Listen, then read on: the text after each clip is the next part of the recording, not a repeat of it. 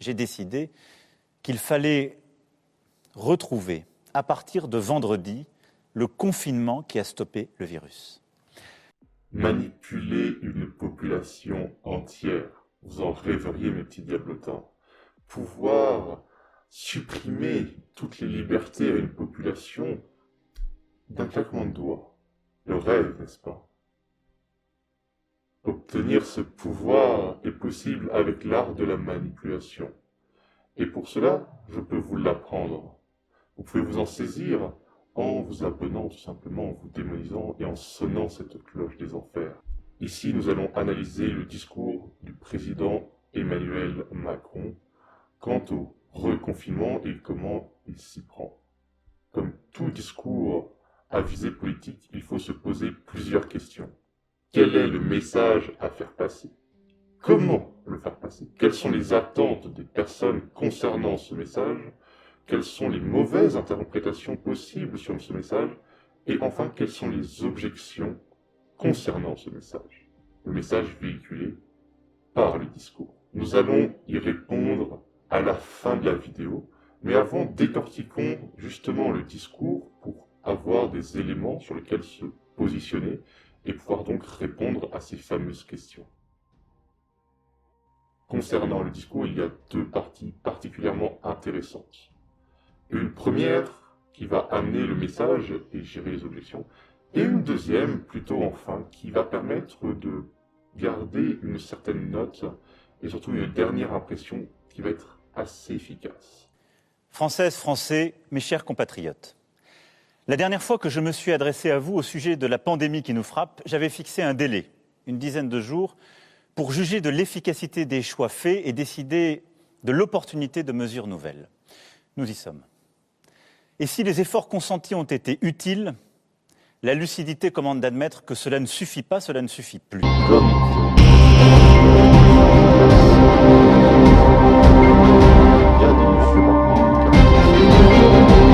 Alors, quelle est à cette heure la situation de notre épidémie? Et deuxièmement, quelle est la situation? Ici, 527 morts et 3000 personnes en réanimation. Ensuite s'enchaîne la démonstration empathique d'Emmanuel Macron concernant la difficulté des mesures déjà prises. Nous avons pris des mesures. Elles étaient déjà difficiles et je sais qu'elles ont été perçues comme telles par beaucoup d'entre vous. Comme je l'ai déjà précisé sur cette chaîne, en manipulation, il est important de paraître bon et généreux, et de ne pas paraître pour le méchant et la personne manipulatrice. Il faut donc placer les bases directement que c'est pour le bien des autres et qu'il y a une certaine forme d'empathie. Le discours empathique permet aussi d'apaiser les tensions, notamment puisqu'il y aura des mesures difficiles à prendre. Et elles ont souvent été contestées parce qu'elles ne faisaient pas plaisir. Cette petite phrase est terriblement efficace et particulièrement bien construite. D'un côté, on a l'effet de contestation, et de l'autre côté, on a associé la notion de plaisir. Autrement dit, cela fait directement un lien dans l'esprit des personnes qui vont regarder la vidéo.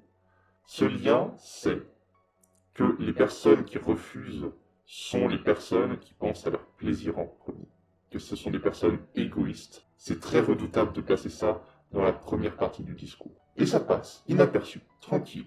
J'admire vraiment le travail qui a été fourni dans ce discours. Elles étaient indispensables. Elles se révèlent toutefois insuffisantes pour endiguer une vague qui aujourd'hui touche toute l'Europe. S'ensuit ce passage très intéressant dans la structure. Cette structure va être reprise maintes fois dans le discours. Cette structure permet de taire les potentielles contestations et de faire taire les objections que l'on pourrait remettre. Cette structure, c'est on donne une phrase d'abord positive et ensuite on fait une négation de cette possibilité. On va revoir ça dans le discours à plusieurs moments, donner la parole à l'autre et on va le contester avant même que l'idée soit donnée. Ce type de manipulation est assez fréquente, notamment dans des contextes assez hostiles. Ceci dit, concernant ce contexte, Emmanuel Macron assume ce qu'il a fait. Après tout, il est au pouvoir. C'est le dirigeant. Et c'est un point qui est très important. Si tu as lu Machiavel, tu le sais, le prince se doit d'assumer sa puissance. Avons-nous tout bien fait? Non. Et je l'ai dit, il y a 15 jours, on peut toujours s'améliorer. Nous aurions collectivement sans doute dû davantage respecter les gestes barrières, en particulier au sein de la famille ou avec les amis, qui sont les lieux où nous sommes le plus contaminés. Faut-il nous le reprocher maintenant? Il y a une reconnaissance des échecs. Emmanuel Macron ne pouvait pas y passer. Les mesures n'ont pas été suffisantes. Il ne veut pas amener de nouvelles mesures si les anciennes suffisaient. Donc, il fallait assumer l'échec des mesures précédentes pour passer à de nouvelles mesures. Ici, c'est une préparation du terrain. Mais, comme il explique si bien, tout n'est pas parfait. C'est-à-dire qu'il ne va pas essayer de culpabiliser les personnes qui n'ont pas bien respecté, il ne va pas essayer de les pointer du doigt. Il explique que tout le monde a fait de son mieux dans les circonstances qui étaient données. Cette technique de déculpabilisation va le faire passer comme quelqu'un de magnanime. Être un chef de guerre et être puissant et être craint, comme ça a été souvent expliqué, ça permet de maintenir le pouvoir. Mais ici, le pouvoir, comme vous le savez, est un pouvoir démocratique et donc passager. Il s'agit donc de pouvoir le récupérer par la suite. Paraître pour une personne qui veut la toute-puissance et qui veut écraser les autres ne le fera pas réélire. Il lui faut donc paraître bon et juste. Ici, c'est très retors. On a une puissance, mais en même temps, cette puissance n'est pas écrasante. Cette puissance, elle est bienveillante. C'est le rôle du chef de l'État de paraître comme ça, pour pouvoir se faire réélire de cette façon. Mais l'usage du nous va pas tarder. Pourquoi le nous? Parce que le nous, ça englobe beaucoup de choses, mais c'est quelque chose de très vague. Avec le nous, de quoi il parle? Du Parlement européen, des gouvernements européens, des pays européens. Il va parler du gouvernement, il va parler du pouvoir exécutif, il va parler de l'ensemble des citoyens des Français. C'est tellement vague que ça permet de garder une forme de flou, mais aussi une forme de cohésion. Il se dissout à l'intérieur de la masse, il dissout la présence du pouvoir à l'intérieur de tous, et donc les responsabilités. Évidemment, tout discours bien construit s'enchaîne assez rapidement et avec une belle fluidité, donc ce nous va devenir les pays européens. Évidemment, vous vous en doutez, le premier nous n'était pas les pays européens. Donc ici, le nous représente maintenant les pays européens. Il y a eu un glissement. Pourquoi les pays européens? En fait, c'est un peu une méthode que des enfants pourraient utiliser, c'est « Les autres, ils ont fait comme moi. » Oui, cette méthode pourrait paraître ridicule, risible, mais elle est efficace, parce qu'elle touche au siège des émotions, et en même temps, elle a un petit côté simple. C'est simple comme argument. C'est efficace, ça parle à tout le monde. Le but ici, c'est de s'adresser à tous les Français, à tous les citoyens. Quel est le fond ici? C'est que les mesures sont similaires, donc ça ne peut pas lui être reproché. Le discours ici, c'est qu'il assume une partie, et la partie difficile qui va venir, donc j'en reviendrai dessus, mais aussi que les erreurs passées ne peuvent pas lui en être tenues pour compte, puisque tout le monde fait la même chose, comme un enfant. On ne peut pas le gronder. Et de la part d'un président, et avec des bons mots, un bon vocabulaire, ça passe tout seul, ce type d'argument, la technique du « Bah non, les autres, ils ont fait comme moi. » À 4 minutes 15, Emmanuel Macron revient sur un point important. Le choix entre les personnes ordinaires, les personnes qui sont soignées, et les personnes qui sont atteintes du Covid. Les médecins devront alors choisir, ici, entre un patient atteint du Covid et une personne victime d'un accident de la route, là, entre deux malades du Covid.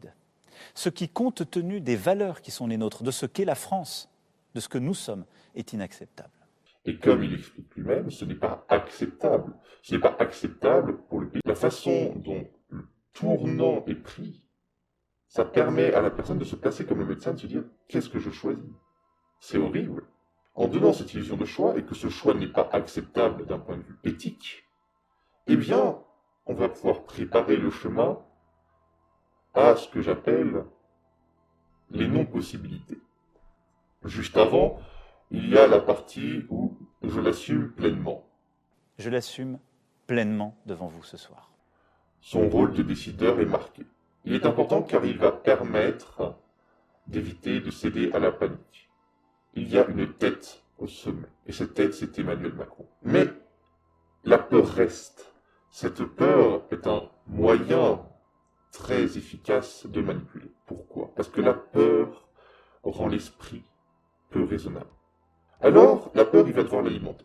Il ne faut pas avoir peur de la situation, parce que lui, il est là. Il faut avoir peur, parce qu'on ne lui obéirait pas. Et qu'est-ce qui se passerait? Eh bien, on mettrait les personnes fragiles en danger, les personnes âgées. Mais ici, il va instiller un point très important, c'est que aussi, pour les plus jeunes, c'est dangereux. C'est-à-dire que même les personnes qui se sentiraient à l'abri, finalement, sont en danger. Parce qu'au-delà de la peur du dommage, au-delà de la peur de la maladie, il y a la peur de l'inconnu.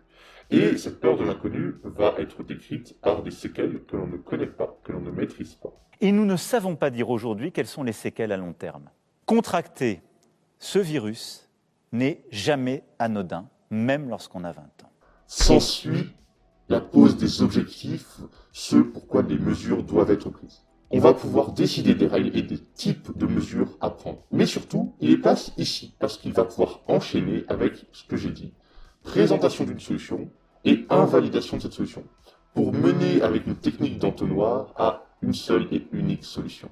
S'en vient donc une autre possibilité, et celle-ci a déjà fait ses preuves, et donc, de façon empirique, surtout, le point de l'explication des objectifs permet de remettre les bases et de convaincre. L'être humain aime les choses explicites. Savoir pourquoi les choses sont prises permet d'être plus favorable et permet de justifier. Une technique de manipulation très connue et utilisée en marketing, c'est de donner une justification. Par exemple, j'en ai utilisé une en début de vidéo. Abonnez-vous. J'aurais pu juste le dire comme ça. Non, j'ai dit abonnez-vous car vous pourrez apprendre des choses sur l'art de la manipulation. J'ai donné une raison qui est valable puisque je vais vous enseigner des leçons de manipulation. Et là, Macron est exactement dans la même technique. Cela permet de mieux prendre les décisions et surtout de mieux accepter les choses. Ici, Macron a quelque chose à faire, à accepter.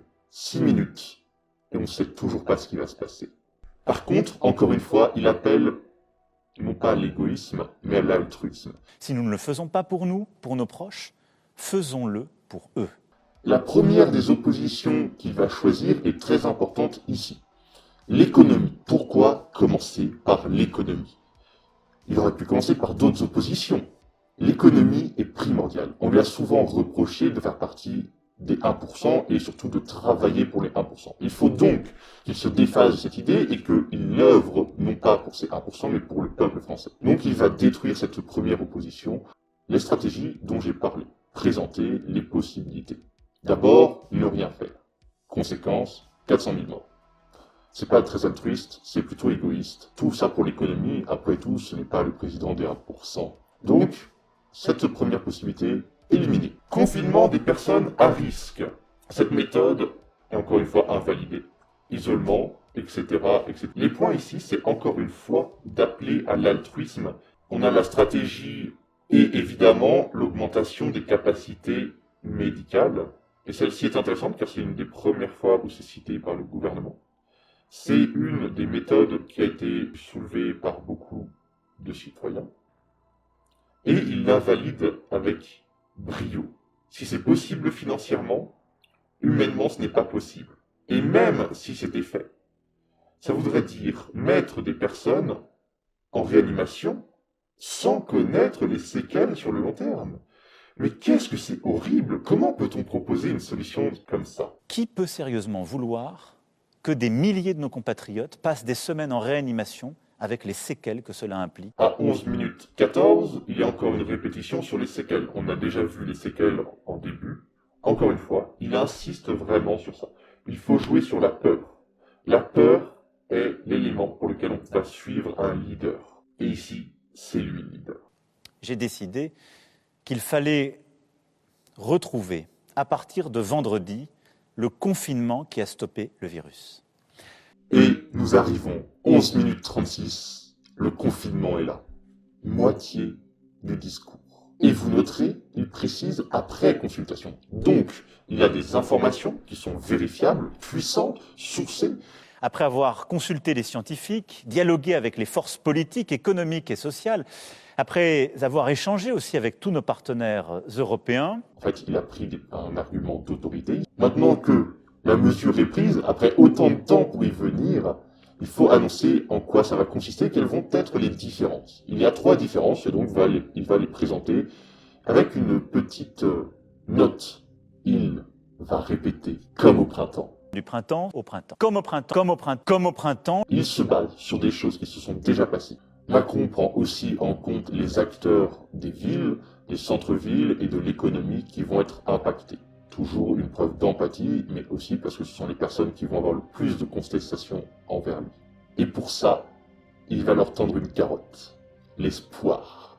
Si d'ici 15 jours, nous maîtrisons mieux la situation, nous pourrons alors réévaluer les choses et espérer ouvrir certains commerces, en particulier dans cette période si importante avant les fêtes de Noël. Cette carotte, elle est magique. Ça va faire partie des règles. Quand on veut faire respecter des règles à d'autres personnes, il faut que ces règles respectent elles-mêmes des règles. Les règles doivent être donc simples, spécifiques, cohérentes, à durée déterminée et avec un objectif clair et compris. 5 petites règles, efficaces. Si les règles respectent ces mêmes règles, alors elles auront un maximum de chances de fonctionner.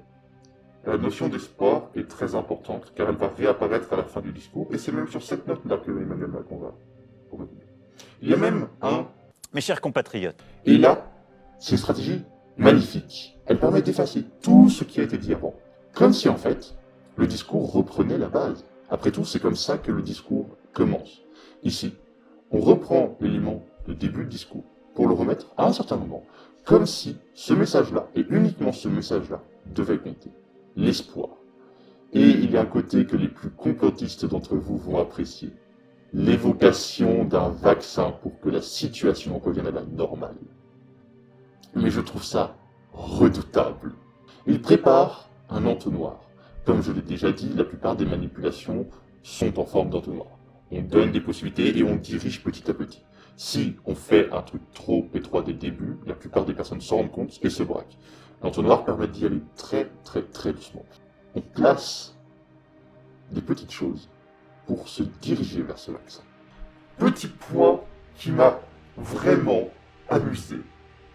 les crises internationales, le terrorisme, Si tu as remarqué ce passage-là, les crises internationales, c'était la petite pique à Erdogan. Et c'est là qu'on sent que Macron est très bon en termes de manipulation. Après tout, pour diriger un pays, il faut l'être. Évidemment, tout est insinué. Mais le fait que ce soit directement rapproché avec le mot terrorisme ne donne pas trop d'illusions sur ce qui est sous-entendu. Il est fourbe, le petit Manu. Quel est le message à faire passer? Il va y avoir un reconfinement. Comment le faire passer? Ça a été dit par la structure du discours, notamment avec les impossibilités d'autres mesures, donc qui amènent au confinement. Et enfin, en quoi il va consister et quels sont les objectifs derrière, de passer de 50 000 à 5 000. Quelles étaient les attentes des personnes concernant ce discours? Que les mesures prises avant devaient être reconnues comme étant non efficaces. Il y a une frustration de la part de la population, et donc, elle est à prendre en compte. Et enfin, un besoin de clarté. Quels étaient les problèmes d'interprétation face au message par rapport au confinement? Que finalement, ça pouvait être dans le but de saboter l'économie. Ça pouvait très bien être mal interprété de cette façon-là. Et les objections quant à ce message ont toutes été citées et ont toutes été invalidées. J'espère que cette vidéo vous a plu. Je compte faire un peu plus de vidéos, le temps s'y prête et puis c'est l'occasion, donc autant s'abonner. J'espère que la leçon a été bien apprise, que ça puisse servir tes intérêts. Et n'oublie pas évidemment de sonner la cloche en fait. Et puis manifeste ton contentement avec un petit pouce démoniaque en l'air. La nuit tombe sur les enfers, alors il est temps pour moi de m'en aller.